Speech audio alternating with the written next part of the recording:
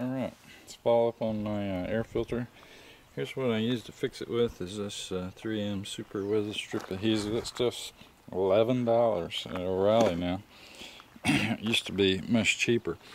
So what I did is up under this lip, along these edges here, and over here, I put some of that weather strip adhesive. Then I just put it back in there and took a screwdriver and pushed it in place. And then on the oil, I actually took some Marvel Mystery Oil and oiled it down with that. I was going to use some K&N filter oil and I couldn't find it.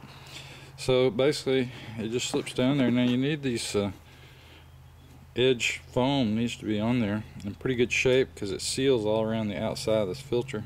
And if that foam is bad, you're going to leak dirty air. So it just kind of slides in there.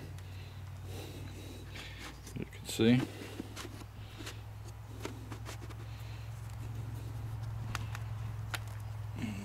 Just push it down.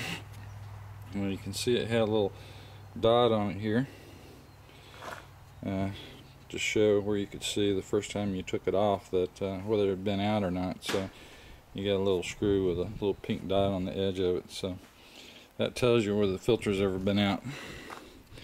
So that's about all it is. You just put the screw in, put this hose back up on here, and then we're going to set the tank down.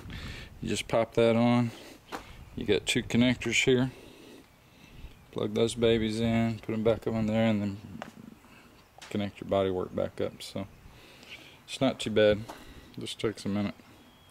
Alright, that's my follow-up. Probably gonna check a valve adjustment here, and it's only got about 9,000 miles on it, but at some point it's probably a good thing. The book says you can go farther than that, but I think I'd rather do it. So it looks like you're gonna have to pull this whole thing out of here. You can see it just screws together. You can get the top off, and then you can pull the bottom off without too much trouble, and then your throttle bodies are right below that, and then you can get to your plugs and everything real easily, but not that it matters. I think you can get your plugs out, I believe, without pulling that air box off. I'm not really sure. I haven't looked at that. Also kind of like to hook up a water temp. I think that's the water temp there, and maybe an oil pressure gauge, and bring them up here and put them like a gauge here. There's some little digital gauges like a B light, something like that might be real nice.